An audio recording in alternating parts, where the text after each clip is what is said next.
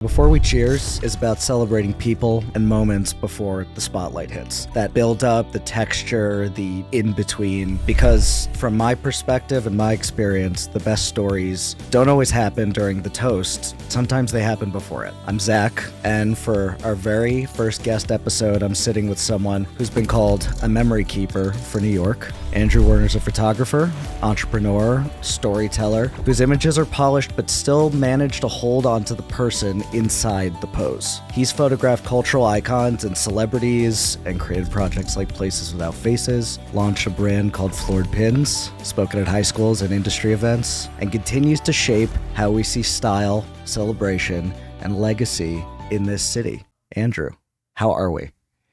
We're good. We are good. I'm great. I'm great. That is one hell of an intro. I'm like, where is this person? Thank you. Right here. Anytime. Well, I wrote it with love. Thoughtful. And, before I launched into this, I wanted to do this right. I didn't want to do it perfect because perfect doesn't exist, but you've done a lot. Sure. So I wanted to make sure I didn't, cut any corners because I'm very happy to have you here. Well, I appreciate it. I'm very excited to be here. Thank you so much for having me on your podcast. Anytime. Should we get into it? Let's dive right in. Growing up, we'll take you back to the beginning. When did you first realize you saw the world differently than others? It's a really good question. So I don't know if I had a moment where I thought I saw it differently. I just knew I saw things differently. Yeah. It was less about seeing them differently. It was seeing the same things, but it was my reaction to things where I would pass something and be like, that's really beautiful, and be fixated on it. And other people would just pass it by. Or I would take multiple pictures of something while I was traveling. When I was younger, I went on a few things called teen tours during the summer. And this is back before digital cameras.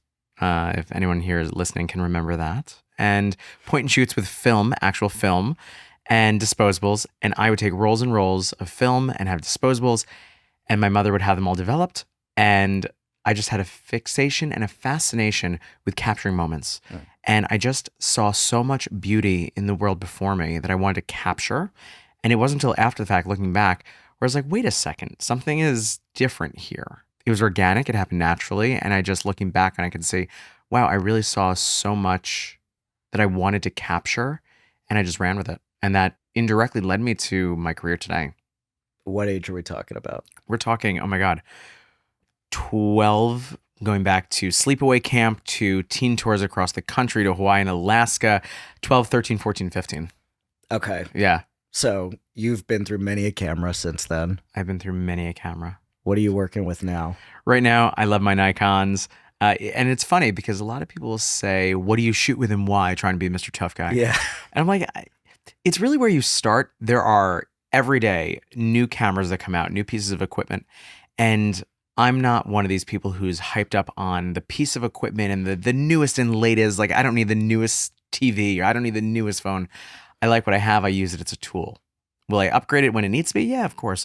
But I find that because I started with Nikon, it's what I'm familiar with. It's what I've invested a lot of money in equipment and lenses, bodies, modifiers. And that is what I choose to work with. Yeah. Well,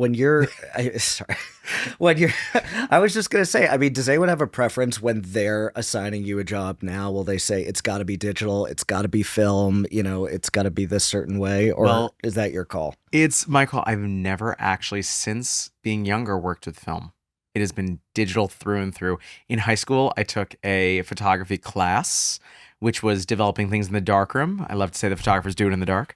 Digital really took off. I embraced it because you had that immediate gratification, and you got to be able to see what you're creating in front of you, but then also show, if you're photographing a subject or with a client, show them immediately. And that really shaped the speed at which people work. So the whole embracing of technology really started when I was younger. Point and shoots are coming back now. They are, and I want one. Do you have one? I don't. My cousin just got one, but I guess I don't know if this is just like almost like a sidekick coming back from T-Mobile. It's like there's some nostalgia play. Next is Tamagotchis. Yeah, I don't know. I mean, we're really we're on that way, but I mean, I don't understand why they're coming back in that way. I don't know if it's more of a novelty or if they're truly just like better. But I mean, you use this stuff. So I use this stuff. yeah. And when I travel, I will always bring a camera. I did have a point and shoot from a while ago, and I loved it because it's less, again, it's different ways of storytelling. People say, what have you been challenged with being a full-time professional photographer? And I have to say that everyone with a phone, whether it be a Android, which has an amazing camera, or an iPhone, it's storytelling. It's telling it through whichever medium you want. So the quality of the photo, of course, is different. If you're using an iPhone, you may not use that for a campaign unless you're doing a campaign shot on an iPhone, which was genius of Apple. But it's all about the storytelling, and let everyone tell their story how they want to tell their story. So point and shoots, I may get one just to have the novelty Just of to have it. But let's be honest, I love having the big, beefy lens with the off-camera flash in my hand. It's a little bit of a, I don't want to say a power thing, but it's nice to have it and it commands attention. It's kind of I mean, it lets people know at events and where you are, like who you are and what you're doing. True. Good point. Okay, now I have to reflect on that one. Yeah, kind of. Well, just because, I've been there. I've seen you in action with that, and I can tell. Like, so speaking of social events, I've seen you, amongst many. You are still tasked, like to this day, to shoot many a social event in New York. I'm curious about your idea of nightlife now, and what drew you to nightlife as an entry point, into photography. Oh, that is such a good question. So nightlife, I've always loved being social. I always have loved going out, connecting with people, having a good time. That has been my MO since probably middle school. High school was great for those years. And then into college, I just embraced being social. And having a camera, I realized, was a great way not only to gain access to these things, because everyone wants their picture taken, but it was my way of not feeling awkward at events. It was my way of being social and having a reason to talk to people, having a reason to go up to someone and say, to meet someone, to introduce myself. Let's say there was someone that I wanted to network with and I did not have my camera.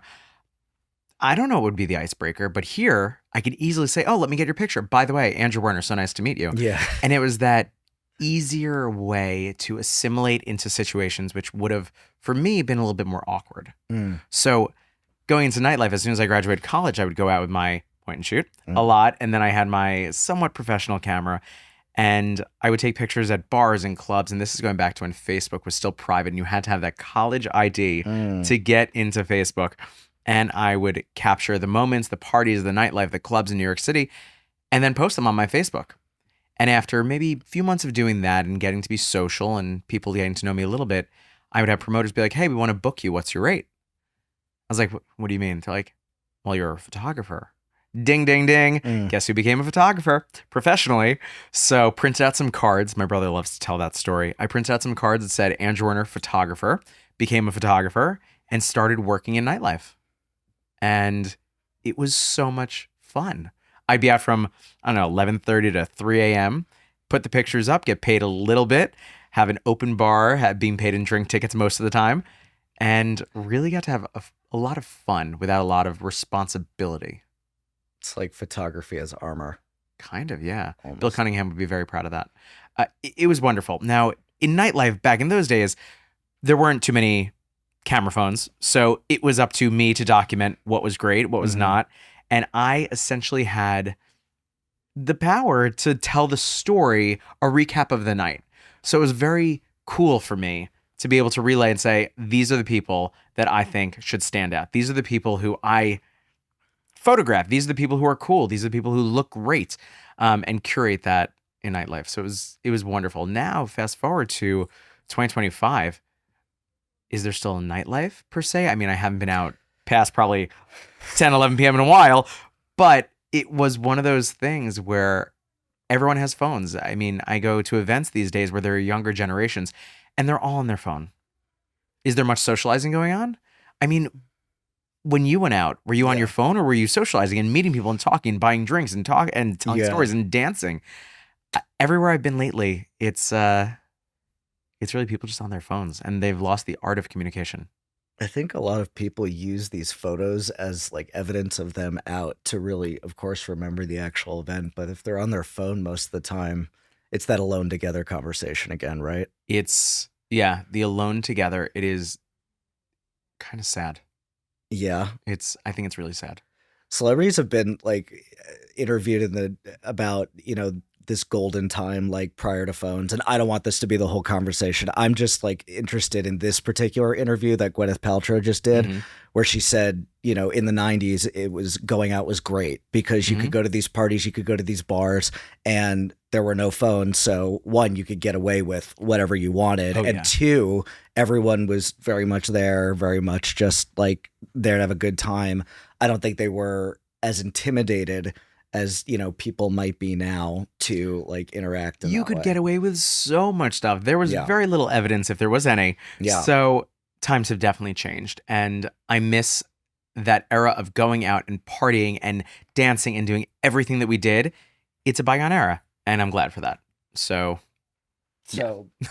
more like it's a golden era now. Yeah, golden. It's more platinum, but yes, we'll go with golden. Chaos and characters of those nights, like which really shaped your eye looking back now? Oh my God. The chaos and the characters of those nights, those were really gold. You know what? I'll just go with it. Those were golden years. Yeah. I met so many people and so many people got to meet and got to know me for what I did that I do not take that for granted. I was running around taking pictures, but it was also a great learning experience because in the darkness of the clubs, I didn't have time to figure out how to get the settings depending on the lights moving. So it's like you had to be ready. You either got the shot or you didn't. Yeah. I didn't use automatic. Everything was manual. And I take great pride in that. So the manual settings, you need to know what you're doing. And it's not like today on the phones where everything just automatically comes out beautiful. There is an art to photography, especially in nightlife. And if you look back at all the people my predecessors, there are beautiful photos going back to Studio 54 where those settings, like you have to know how to take pictures. You have to know how to light the moments, especially in the darkness. You have to be the guiding light, no pun intended. Yeah, the characters there, they got the shot and didn't. I mean, so many people in nightlife, from Suzanne Barsh to Amanda Lepore to Kenny to my friend Marcus, who would run the door, and the stories, the memories, God, I miss it. And they were what I was looking forward to. I would go out to see who was dressed as what, in what outfits, where the fashions were coming from. It was a time that was incredible. And they really shape how I approach different situations, even to this day, with being ready that something could change at the last moment. There could be a party coming out or a big celebrity walking in the door, and you have to be ready for that. So you have to be prepared for anything. What's on your person for, being prepared for anything? Like, what are you going to an event, that you will not leave home without, like, just in case of emergency? What are you breaking the glass for? I mean, the what's in my bag as a photographer. Yeah, the what's in your bag. I would say definitely extra batteries. Definitely a lens cloth because, oh my God, my cameras were sticky by the end of the night from having sweet drinks spilled on them. My shoes, oh God, the amount of shoes I went through. Batteries, I would say lens cloth, business cards because I'm an ultimate networker. And I'm trying to think what, I would always have mints. My emotional support mints is a staple. I love having mints because if you run around, you want to make sure your breath smells good. Yeah. And my wallet because I still got ID'd. It was great. I mean, it's nice to be ID'd now. By the way, when I turned 21, I remember thinking to myself, this is the last time I will ever try to be older ever again. And I'm just going to want to look and be younger and be carded and be grateful for being carded for the rest of my damn life. But those were definitely good memories. And the people, I just love that time. I love that time going out with Amanda and the creatures of nightlife. It was just, oh my God. So I relish in that. Anytime I can, I need my fix once in a while. Just going out to a Suzanne Barsh Pride Party, New York Fashion Week events, and just having a good time letting my hair down. What was it about the fashion then and just the sense of style and just the view of the world that like drew you into it? Just being who you are. Yeah. I mean, it was the club kids meets fun. It was literally like being in a movie set where everything else was taken care of. All you had to do was show up and take the picture. It was fantastic. But you have to have the eye because you need to know what you're capturing and how to tell a story. And a picture is a picture, but I wanted the picture. Yeah. I wanted to make sure that I had moments that were fantastic. And it's a feeling. It's not about necessarily how do you know when you get the right photo. It just appears. It's the feeling of the light, the energy, the vibe, the subject matter, and being able to tell a story where it's also about the reaction of the viewer to be like, that's awesome. Mm-hmm. And sometimes they happen by themselves. Sometimes they need a little art direction, a little push. And that's where a good photographer will come in and really try to create that moment. I love that. And I think that especially when you're at an event and there's so much that isn't planned when you're shooting whatever you might be shooting. I mean, in front of a step and repeat, sure. Yeah, that's very calculating, curated. It's a shot list. Womp, womp, womp. It's very cookie cutter. But if you're out at a night like that, I mean, let's just say, one of those nights we just spoke about, how many shots are you taking like in a given night? Like 500, 1,000, it could definitely range. It could definitely range 2,000. Depending on the event, the amount of hours, Yeah. and how ambitious I feel. Yeah. I would say anywhere between 500 and 1,000 photos. Okay, so in your mind, like, what's the minimum number you think you need to take to get that magic shot that you're looking for? I really prefer quality over quantity. Yeah. I've had events where it's been 300 pictures and every picture, one after the other, it's like going through a flip book and you're like, oh, that was so good. That was so good. That's a great event. That's a great member. That's a great moment. You didn't need to go overboard. But then there's some events where you have clients and accounts that are like, hey, please make sure to get 5 pictures of this, 6 pictures of that, 10 pictures of this. And it's quantifiable. Mm-hmm. So it really depends. Everything is different. I approach everything as a new adventure. So when do you know that you've captured something that's lasting? Oh, it's the feeling. Yeah. It's a feeling. In addition to events, I have many verticals to my portfolio. Yeah. Which I've learned as of recent that people know me kind of as a siloed photographer, meaning that if they see me at events, they think I only do events. But if they know me from, I don't know, my corporate headshot stuff, or I specialize in jewelry and I do a lot of interiors with hospitality groups, they know me in that individual vertical. So I try to express them like, hey, I do a lot of different things. And when I first started, people were like, pick a specialty, stick specifically to that. Be a wedding photographer, be a headshot photographer, be this, be that, do this, do that. And at one point, it's so binary. Yeah, it just dawned on me that that's great. Now, I don't know about you, but I kind of get bored doing the same thing day in, day out. Options I can't do that. Are nice. If I wanted to push papers, I would, but I don't want to. Yeah. And I embraced being able to have the creative eye and the self-startingness-ish to really just want to do other things. And I embraced it. I ran with it. And I just tried to do different things. When I was, perfect example, I was shooting at a bar in the city. And this guy came up to me and goes, oh, do you shoot jewelry? I'm like, yeah, of course I shoot jewelry. I had never really shot jewelry before. Great story. And he goes, okay, give me your card, give me your number. I was like, okay.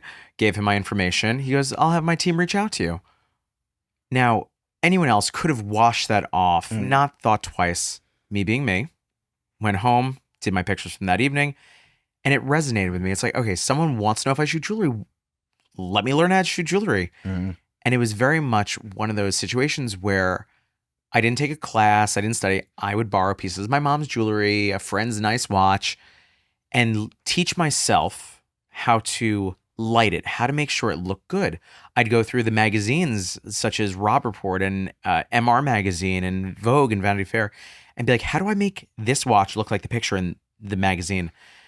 And I, again, took it upon myself to study it, to light it, to teach myself how to take these pictures. Also asking advice. I ask advice. If I don't know something, I'm going to ask someone who does it really well and say, hey, can you teach me how to do this? That is a lesson that I've learned, that if you don't know something, ask. And I did. And a few months later, I get an email or a call or an email. I don't remember. And it turns out that he was the head of PR at Bulgari.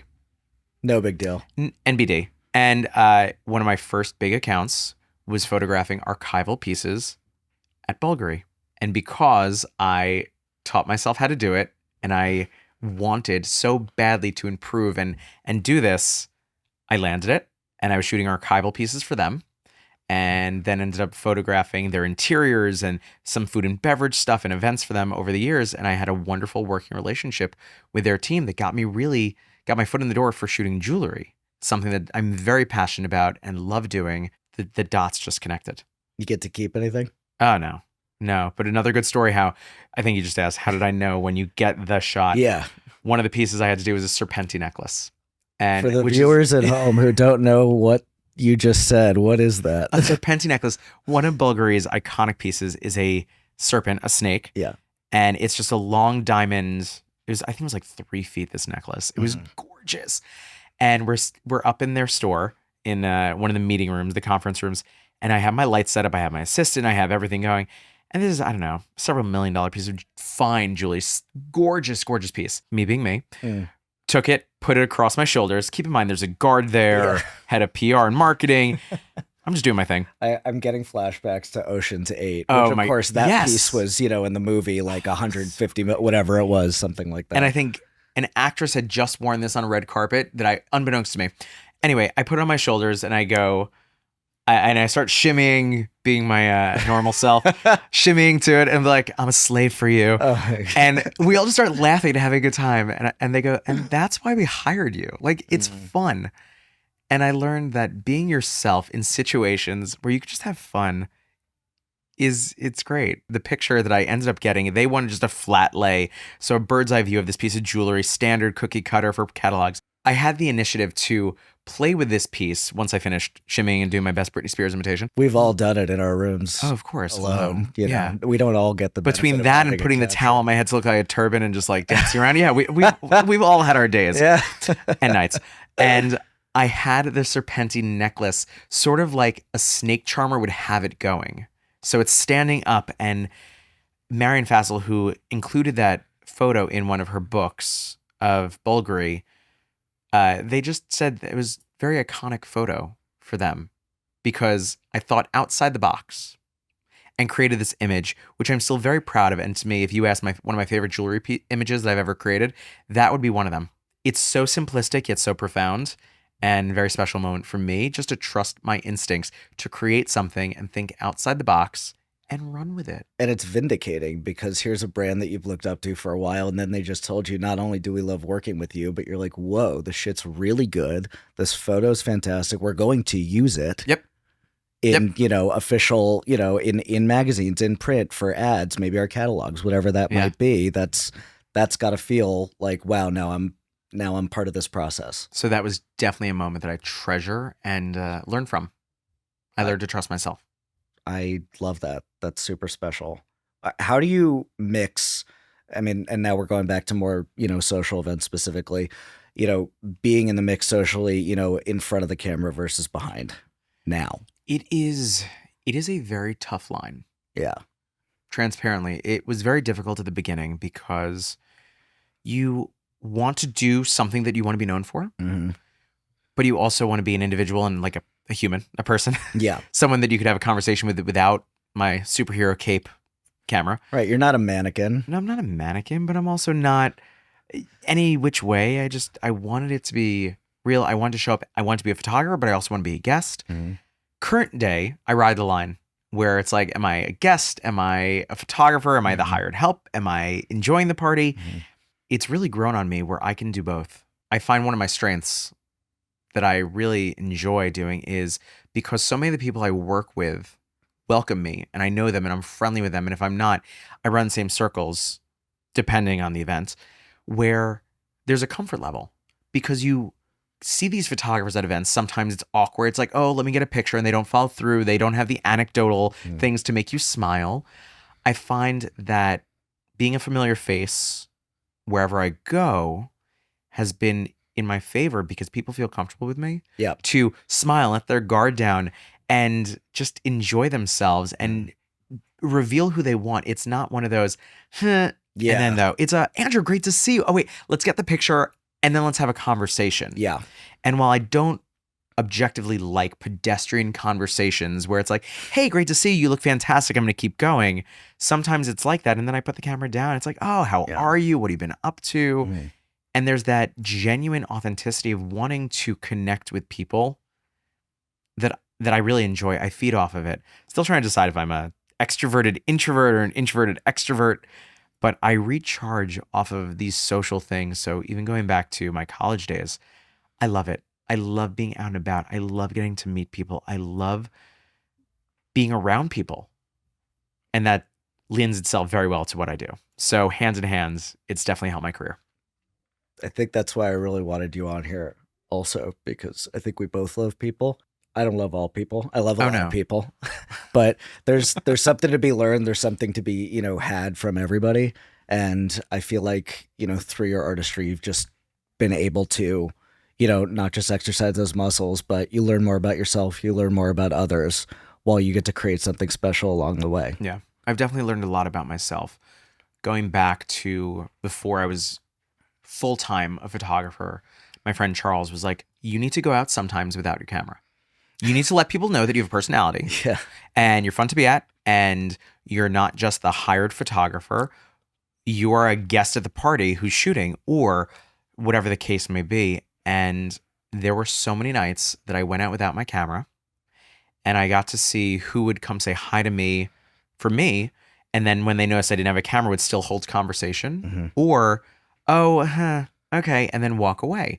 So it was very transparent with what people's MOs were. But I loved it. I got to go out. I got to have fun. I get to be social. And even to this day, I'll have people say, hey, can you come to my events? And depending on the nature of the conversation or who it is, I'll say, great, were you looking to hire me as photographer, or were you inviting me as a guest? Please let me know. And that really dictates the conversation. More often than not, they're like, oh, we want to hire you. Of course, we love having your photos. And the quality of photos is different. You could tell the quality of photos. It's not an iPhone photo. It's not a phone picture. It is a professional photo. And capturing. You heard it here first. They are professional photos. Professional. None of that iPhone shit over here. Well. You just reminded me of this story Elton John just told in an interview. This is back before he was sober. And apparently he was doing coke with John Lennon in a hotel room one time, in the 70s. And they hear a knock on the door. He goes to the door and he looks through the eyepiece and he sees Andy Warhol on the other side. And John's like, who is it? And Elton's like, it's Andy Warhol. And apparently John's like, don't let him in. And Elton was like, what do you mean? Like, didn't say anything, didn't answer. So, didn't let him in. He's like, what's wrong? And John's like, he always has a fucking camera every time he comes around everywhere. That's what I call a missed opportunity. Yeah. Listen, whatever, they don't want to do it. They want to have it documented. But looking back, that is one hell of a missed opportunity. Think about the coffee table book. I would have loved to see that. Yeah, I think we all would have. I think there were inklings of that at 54. And, back then, I'm sure there was plenty of evidence of the evidence. Oh, totally. I mean, I've had times, again, going back, where I was not invited to a friend's New Year's Eve party on Long Island because people were like, is he going to bring his camera? And they didn't invite me. And I was like, screw you. Okay, fine, I won't bring my camera. That, going back to your question, that is where sometimes it's a hard divide between professional photographer and guest, and other times people welcome me to bring my camera. I don't mean to have an ego here, but you'd be lucky to have a photo. Right, but it's so mean girl. Like, couldn't you just put the fucking camera down and just have the party, regularly? Isn't what's wrong with that? And while I rarely put the camera down, I was photographing a heterosexual club years ago, and I had to go to the bathroom. There was a line, of course, for the men's room. I go and I'm holding my camera down. Obviously, I wasn't on my phone. And some guy goes, yo, bro, no pictures in here. I go, you're not my type. Don't worry. He goes, what? No pictures in here. I said, don't worry. I don't have my zoom lens. Let me hit the bathroom. Yeah. And the bouncer was just like, oh. And I learned to be quick on my feet to have the comebacks. Yeah. It's just fun. What I do is so much fun. It's armor and it's a weapon, I guess. It's armor. It's a weapon. It is my social lubricant. It is, I mean, thank God I found this. It kind of just Did you trademark social lubricant? No, but I should. Yeah. So by the time this airs, it will be, I'll have my lawyers get on this. I love that. Yeah, no, but I could see it now. It's 100% true. I want to talk about Fleur'd Pins because I think it's super special. And you gave me one that I'm loving wearing right now. Tell us what the inspiration was for it, where the name came from, and what it's really meant for. So Fleur'd Pins started, I want to pay homage to both sides of my family. My dad's side was in men's suiting companies and men's fashion stores. And then my mom's side is a multi-generational jewelry family. So you put jewelry with men's suiting, came up with a lapel flower. When I started, they weren't really a thing. I mean, they've always been around for many, many generations as you look back to Gilded Age and before that. I just needed something I could easily plop on that was fun, that's fashionable, that I could wear with a denim jacket or a tuxedo jacket, was a call to a little bit about my personality and spoke to who I was in terms of character, both being an individual, but also part of a community of people who like to dress up, dandyism, which is now more and more in today's conversations. And it was inspired by a lot of my friends who work in fashion. And at that time, I did not have a closet full of Paul Smith clothing or finely tailored Brooks Brothers suits. And I wanted to have the same aesthetic or emulate that aesthetic of layering and cravats and refined clothing without the price tag. Yeah. And I couldn't find anything on the market that I liked. Everything that I did come across was either way too expensive in fine jewelry or was mass produced overseas in synthetic materials and polyester. I was like, wait a sec. I need to, fill this void. I need to fill this missing niche in the marketplace because I can't be the only one who wants to show something elevated and look really good. Yeah. So I was going to an event honoring Linda Fargo for FIT at Cipriani. And I've known Linda socially through Fashion Week, photographing her, but also from doing a few things with her. Anyway, I wanted to show up looking good and to be noticed. That was my goal. I wanted compliments and to be looking dashing, other than the traditional black and white tuxedo. Oh well. So I went to a craft store, got some burlap, spray painted it red, plopped it on, and people took notice. Both people who were walking the red carpet that I was photographing were like, oh, like the flower. I was like, thanks, because no one else is wearing it. No one else wanted to break the mold of did that. they think it was an actual Definitely flower? Did not look like a real flower. Yeah. It was an accessory. It was something to catch your eye. Right, but it's something they weren't used to that Correct. they hadn't seen before. At that point in time, no guys were really wearing brooches. Women were not really wearing brooches. It ebbs and flows in terms of the brooch game, but I ran with it. So I had a few other people that I knew who were in fashion be like, what is this? I'm like, oh, I made this. They go, we didn't know you had a line of accessories. I'm like, I don't, but thank you. Anyway, fast forward, that snowballed into finding what was missing in the marketplace, which was a luxury lapel flower. And Fleur'd Pins was born. And I didn't know what to call it. I didn't know whether to call it brooches or this or that. And I was out to dinner one night and someone goes, oh, Andrew, you floor me. I'm like, oh, you've been floored. And then I was like, wait, floor sounds like flower, fleur. Shit, I got it. Yeah. I got it. You've been floored or deflowered, either which way. But I came up with the line, you've been flowered. And that was Pins. Actually, gotcha. Like literally flowered. You're flowered. Yes, yeah. So you've been floored. You're wearing Fleur'd Pins. I love it. And individually, they are a fleur. They are a flower. So I mean, you can't be any more literal than that. Well, how many different versions have you made? Oh my God. Are they all like custom, every single one, or are there any that you've made the same of over and over? Because from what I've seen from you, I mean, there could be hundreds. Oh, there are definitely hundreds. I have various silhouettes, and there's something so beautiful about flowers. Yeah, many of them have meanings other than what you see outwardly. So other than being nature's gift to the world, flowers have meanings. Carnations symbolize friendship. Roses symbolize love. And the different colors of roses symbolize different things. I like metallics. There are no metallic flowers that I know of yet. But when I do trunk shows or sell to different boutiques, they're like, well, guys might not wear these. And that was a line I heard a lot. People like, oh, guys will never wear these, blah, blah, blah. And then when someone's partner would come in or a guy would come in like, yeah, not for me. I said, but you're wearing a ring. You're wearing a wedding ring or an accessory. You're wearing a watch. You're wearing a religious pendant. Why not match that tone with a flower if you're going out to something? Oh. And you know me. I mean, I get to have that quick banter and someone says, no, I say, why not? And they're like, so it's nice to be able to come back to people. And I said, listen, I guarantee you get compliments on this. If you don't, I'll take it back. I guarantee you can comment, and I've said this so many times. I want you to count how many compliments you get on this without fail. People are like, at least a dozen. I love these. I need to buy more. And people are hooked. Why? Because people want to feel good about themselves. Why do you wear, I'm not going to advertise any specific brands, but why would someone wear a Timex versus a Rolex? It comes down to how you want to present yourself, really. Yep. And how does it make you feel? They both tell time. They're both aesthetically pretty. Why do you wear it? I'm not necessarily a logo guy. I mean, sometimes I'll Neither wear am sciences. I always wear my little pony. I love Ralph Lauren because it's a timeless aesthetic for Yeah. me. And it aligns with values and the vision that I want to put out there. Right. I think of timeless aesthetic when I think of you and your style personally. So that lines up quite nicely. Well, see, that's really branding. It's very important to anyone to brand themselves with how they want to be perceived. And that's the beauty of it. I mean, RuPaul talks about you're born and the rest is drag. Come on, you can't say it better than that. No. You put together how you want to be perceived.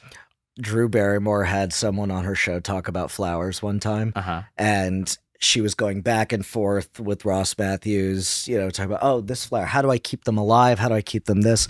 And the florist looks at her dead in the face and says, I'm going to tell you something that you're probably not going to want to hear, but you should. I'm paraphrasing right now. He said, flowers are not meant to last. Correct. But that is the beauty of flowers. However, yours last. And that's why, which is nice. They last as long as possible. They go against nature. They sure do. So do I at some points. Yeah. But it is a beauty of an accessory, like a good pair of denim. When I made denim flowers, they will fray. They will wear. And that is great. I mean, some of my shapes of leather, because I primarily try to work in leather, things that are sustainable, things that are biodegradable. Again, don't come at me with all these things, but it's important that it wears. And I wanted this line to be sort of like a heritage piece that you can hand down, a new age emblem of a family, or a lot of my businesses in the wedding market. Like a legacy. Legacy pieces. I think it's so important to live your fashion legacy.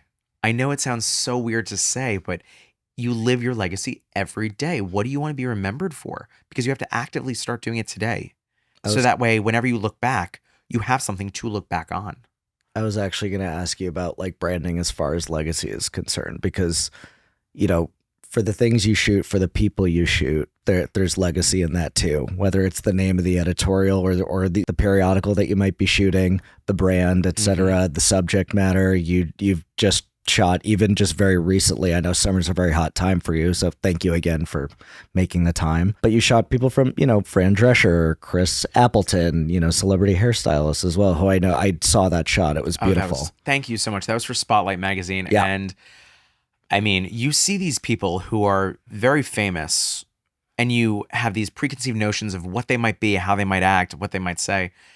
Chris walked onto the set, brought flowers to the editor-in-chief, sat down, I was like, hey, I'm Chris. What? That's amazing. That's He lovely. works on some of the most famous people in the world. Yeah. And he was so down to earth. He is The someone, Kardashians you're talking the about. Kardashians, Ariana Grande, Jennifer Lopez. I could rattle off a million other names. And for him to be so real and so authentic and so genuine, spoke to his character, but it makes you want to say nice things about him like this. And I give credit where credit's due. If I have a good experience with someone, I will share that. If I get something on sale and a good deal, I will share that too. And I think it's so important to give people the correct praise. Say that, yeah, it was a wonderful experience. He was one of the nicest and best people I've worked with in my entire career. Fran Drescher, amazing person who I've had the pleasure of working alongside of a few times in the past 10 years. And every single time I'm not going to imitate her. Yeah. But I want to so badly. I want to do a Fran. No, I could not do it justice, but it brings a smile to my face because of the memories that I build with these people. Again, I don't know them for more than 10, 15 minutes at a time. Or in the instance Oh, it's that short. It can be. Or when I had the crazy opportunity to photograph Cher, as I go into my Cher voice, to photograph Cher, I literally had 10 seconds. And I spent 5 of those seconds taking pictures and the other 5 seconds being like, I love you so much. Yeah. And what I would kill to work with her again. But it was one of those things where I have these memories and I get to share these things with people. Share these things. Share. It's these anecdotes that speak to who people are and everyone is human. Yeah. It's wonderful. They all have needs. And some of the coolest people I've worked with and had the opportunity to work with, we're all just human. We are all just human. Everyone has their own insecurities. We all have things we doubt about ourselves.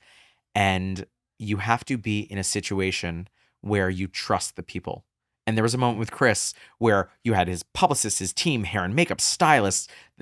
There was a lot of people on set. Right. My But assistant he's would tell usually me, one of those people. exactly. And Like, yeah. that's where I think it came down specifically for him. He started from what I've been told, in a salon. Yeah. He started on the other side of the camera. Yeah. And it was wonderful that he knows where he came from. And he is humble. He is wonderful. He takes time to speak with you and enjoy it. So these people need to be cared for. And when you realize that they're people and they just want to be treated like people, they see that connection and connecting with the subject, whether I'm in front of the camera or behind the camera, and they're in front of the camera or behind the camera. They want to be treated as people. And like Oprah has said, everyone just wants to be seen. And as a photographer, I want to make sure that you feel seen. And to move into the next part of of our conversation, I actually part of the reason, I mean, I can't not ask you about some of your pop culture moments. I know that you've had a few Real Housewives cameos here and there, whether it be Aviva's throwing of the leg, the dog funeral, dancing on some tables. Oh yes, these are moments I will treasure, and depending on the circles I'm in or the event that I'm photographing, especially bridal showers. Oh my God, you were on Real Housewives? Yes. Or when my friends people that I've known for years in the industry, wherever they're from, I was just rewatching Real Housewives and was that you? I'm like, yep. Are you making that face because of like, what was it? Like just your hair or something like back then? Because I mean, you looked great. It's funny that I find that no matter what I do, somehow Real Housewives cameos. I can't escape it. It's amazing. I've been memed. I've been made into a meme. It's been funny. I mean, I enjoy it. Listen, I've just done a rewatch of the show recently. It is hysterical. Well, you will see a blonde, 30 pounds lighter version of me, but of course, usually with an accessory on, cauliflower, in the back of a doggy funeral, or when Sonia Morgan is like family to me. Her and her daughter Quincy are family. I love them. Working with her on her fashion show. We're at charity events, and I never sought out to be on reality TV. Right. I'm friends with these people who are filming, and I happen to be in the background. If they happen to mic me up because realistic things were happening, so be it. But I was never. I don't want to be a reality show star. I'm gonna be me. If you want me on a show, if you want me on something, it's either as a friend of something or as a photographer doing my job, because that's what I do professionally, or being a photo expert. Entertainment Tonight once asked me to come on and speak to, is this real or was this photoshopped? And I did that with pride, because that is speaking to my language. That is speaking to photography. Were you right? Were you correct? Did you like get a bunch of them on? Or no, it was more of, there was something about, is this real or was it photoshopped? And I said, looking at the photo, I think this was something that happened, and your eyes are perceptive to see it how you want to see it. So it was a good clip, and it was a good experience. And those were all like pictures of celebrities or something like that, or red carpet moments. Something crazy like that. Yeah. You weren't doing like your own fashion police. Nope, no fashion police for me. If they brought fashion police back, and they asked you to do it, would you do it? I would consider. I'd be open to it. Let's live in a world for a second and say that they got someone, and I'm not saying there is someone who can do this. Let's say they got someone who was able to fill the shoes enough, not completely, but enough, that Joan Rivers did back in the day. Oh, no one can fill those shoes. I know. No, that's why I'm saying. That's why I'm those saying are good it. shoes. I know. And I think she's the best ever. I also find, and please give me your information and input on this. Yeah. I feel like so many of these TV shows that were created, the formulas are so predictable. You have someone who's nice, you have someone who's mean, you have someone who's bitchy. You have all these roles that you need to play. Yeah. And then today, everything comes down to the numbers and the ratings. So if someone's not saying what they need to be, it needs to be scripted. Yeah. I'd prefer to be more authentic. I'm going to tell you what I feel. I'm going to give you positive reinforcement here. I'm not going to give bitchy, anecdotal answers. I don't know if I am the right fit for those, but if someone says, hey, how does this look? I'm going to give an honest answer. Well, that's why you're here. I know. Quick fire. What would be your Housewives tagline? I can't not ask you. Oh, okay. And then we're going to close the books on the Housewives. Just like this series. It would probably be something like, if you can't handle my lens. Oh, wait, let's do it. Yeah. Wait, let me practice. Yeah. They feel the apple in your hand. If you can't handle my lens, get out of the frame. That's really good. Is it? Okay. Yeah. Or, I don't know, something funny like, I don't chase light. I let it find me. Something witty, something funny. Speaking to me, I don't know. I've had one. I've just been using for years in conversation. I just, it worked one day, so I just ran with it. I haven't needed to Let's hear. adapt it. It was something like, "Why be self-aware when you can be self-obsessed?" Ooh, that's good. I mean, oh wait, I feel like I would actually hear one of the girls saying that on the show. Oh, absolutely. Yeah, 100%. Drama looks better in HD. It's we true, can it rattle does. these off. We could for a while. Give me a call. Yeah. Let's make this happen. No, I don't want that life. I don't want to be Andrew Werner formerly of this, but I'll speak to something that speaks to my expertise. Have you ever gotten like some crazy absurd request for a shoot before? I have one shoot that sticks out of my mind where I was hired to take portraits, headshots of someone, classic corporate headshots. They came to my apartment. This is a friend of mine. And somehow or another, her clothes came off and she wanted to do nudes. She wanted to do nothing. Was this for the same job's headshots? Oh, it started out under the pretense. No, this is years ago. I was living in Hell's Kitchen and one of my friends was like, "Can you take headshots of me?" Of course I can. Of course. Come on over. She brought a few outfits. And as she's changed, she's like, can you take some pictures of me like this?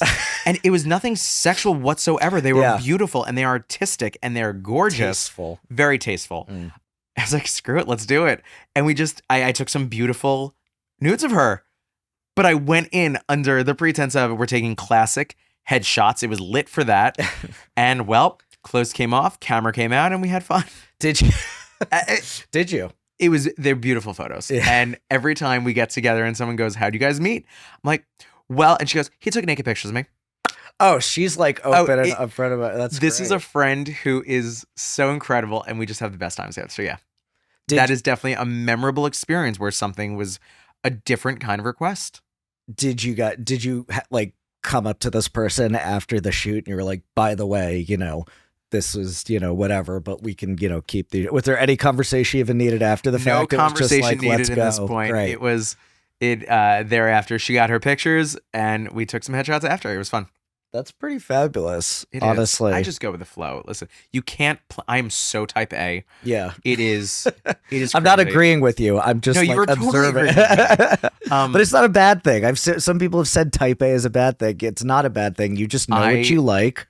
Do not think it's a bad thing at all because I'm very focused. I try to plan for situations to have backup plans C, D, E, F, 1, 2, 3, 4.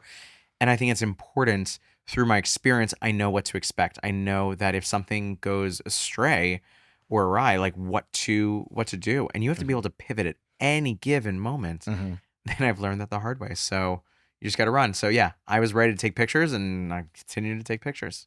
Is anyone on your dream list to capture still? Ooh, what a good question. There are a lot of people that I would love to photograph. One of my favorite things when I started photography to photograph was new headshots and portraits and publicity photos for Sally Jessy Raphael. No way. For people who are not familiar with her, she is the OG red sunglass wearing queen of daytime talk shows and TV. Sally Jessy Raphael was amazing. Anyway, I loved it. We did photos together where I did, of course, her classic headshot. And then I wanted to be creative, and this was all pre-planned out, being type A, where I built out that sunglass picture that Lee Bowery did with the multiple sunglasses. And I have a picture of her going with all these sunglasses on her face and got a creative shot like that. We had so much fun. And people of that generation and past generations who were in their prime, who may have taken a step back from their public life, I love working with because they're more humble.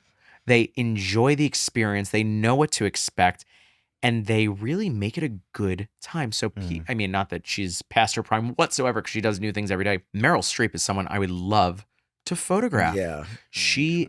Oh my God, it's Meryl Streep. Yeah. I mean, they were there. She was in that movie, Don't Look Up. It's just sort of that parody of The End of the World that Netflix did with Leo and Jennifer Lawrence and all these people. And apparently she was playing the president in that she was great in that. If you haven't seen it, go see that movie. Yeah. And with her specifically, there are so many characters. So I would want to see what I can play out and bring out of her. Well, she did apparently. There's one scene where they film it in the Oval Office or the office of the president, that movie, whatever it is. They did something like over 25 takes of the exact same scene. And there's a part where she's improvising a phone call that she's finishing before she gets off. She did over 25 varieties of improvised phone conversations that she was having with herself, that she was supposed to be having with some whomever as the character in the actual movie. So she gave them like ample material just to work with. And I love it. That's a professional. That is a professional. That is an artist. And that's what someone who brings it to the table. So I'd love to work with her. And right now I have a crush on someone. You're hearing it here first. Carrie Coon, who has been in White Lotus and Gilded Age. Yeah. And after every interview I see her going and back she's and forth. married to Tracy Letts. No big deal. Like, I mean, she is an artist, and it's just I would love to do an editorial photo with her. She's a University of Wisconsin grad. I'm a little partial to those since I went there, but she has a Badger, which I love as well. But I think she's having like this is like the year of her career. I mean, she's had many, but you know what I mean? It's like, wow. Yeah, she is someone I would love to work with. And then just putting different people in different precedents of how to present them and make them feel comfortable. I mean, the fact that I have been able to work with so many people and capture so many people out of their element, it's awesome. And I look back and I think that's something, especially after you telling me about this podcast, we have to give ourselves a pat on the back. We do. Sometimes, because it's so important to look back and say, wow, I did that. And not to take for granted the things and the benchmarks in our own lives that we can do. In New York, having been born and raised here, I love it dearly with all my heart. I always will. It'll always be home to me. But you're right. I mean, I think we're moving so fast all the time, and we're always looking to the next thing and the next thing, that it's kind of, I feel like at least it's difficult and rare for us to actually pause and enjoy where we're at. Even on vacations, things we plan in advance, whatever that might be, a restaurant reservation or a dinner with a friend, something like that, it's sometimes tough to be in it and to actually just sit there and enjoy. Mm-hmm. And I'm really happy that you've been, willing to be a part of it. Yeah, it's very hard to pause. It's very, very difficult, myself included, to take a break, to take a beat, to take a moment, and just see what's going on around you. I thoroughly enjoy running around with a camera when I'm not working and discovering things and exploring. And I think it's important that we all do that in our own lives to see what's important to us when we remove ourselves from the equation. What's going on around us? I mean, together but alone, put your phone down. Enjoy, have a conversation. Look at the things. I mean, I had the chance to do this with the pandemic where everything just came to a screeching halt. Like everyone else, things just stopped and I did not know what to do. And being a workaholic and so type A, I was like, I don't know if you could bleep things, so I'm refraining from saying curses, but it was like, haven't, so what do I do? What do I do? I didn't know what to do. I was really lost. And I'm like, you know what? I'm going to take every precaution and go outside and take pictures. And I want to document the city. And I had to take a beat. I had to pause and look around. And I discovered that my home, the city of New York, was empty and going through something. I needed to document it. Yeah. And that was my coping mechanism. That was my therapy. That was how I got through the craziest time in recent history for all of us. It was haunting. It was haunting, but it was beautiful. And it was something that evolved into me going to some of my favorite places and documenting them, which turned into a series, which in the next few years, hopefully will be the next project that I can release as a first, fingers crossed, coffee table book, gallery showing, interactive experience for a series I did that right now it's working title Places Without Faces. Yes. So we all have our own things that we're working on. And this series was really about, just keeping these places emblematic, whether there were people involved in it or not, but just knowing that they were important, that they meant something to people, even if people themselves weren't physically there. Yeah. And when we're all in the day-to-day buzz and looking at our phones and running from A to B, we don't look around at our scenarios and our scenes and our settings. And it's important to look at the beauty of where we are at the moment. Yeah. Yes, we're going someplace. I mean, how often do we hear it's about the journey? It's about the journey. Yeah, not the destination. It really is about the journey and meeting people along the way and living your present. Well, you know what I've always said about What? New York, Tell me. or New Yorkers rather, is the cheesiest thing I'll ever say on this podcast. I'm probably making that up now because I'll probably say more. But I usually say that New Yorkers are kind of like snowflakes because no two will ever experience the city the same way. It's because New York is changing constantly, but that's the best part because things are always opening and closing. If you look at, the average lifespan of, your average restaurant in New York or, anything in the hospitality space, it's not just reflective of that. It's that you see buildings going up, coming down, changing, people move, people come back. And because New York is so big and so fluid and so diverse, we're always going to get some other taste than the person directly next to us. Yep. But isn't that special? It is so special. It's so special, but you have to realize it. You have to think ahead to keep your eyes open. You have to want to meet these other people. You have to want to experience things. Mm-hmm. To each their own. Yeah. I love experiencing things. I love exploring. I love doing things and making the most out of every possible day and not taking anything for granted. It is something that has been relatively new in my life. When I've lost friends, I've missed out on opportunities, and it's a combination of the let them approach to things where things weren't meant to be. It's okay. The Mel Robbins, but it's just super. And I mean, I listen to Jay Shetty all the time because the wisdom, and you listen to these things, and it's about, take your life, enjoy everything, and really just get the most out of it.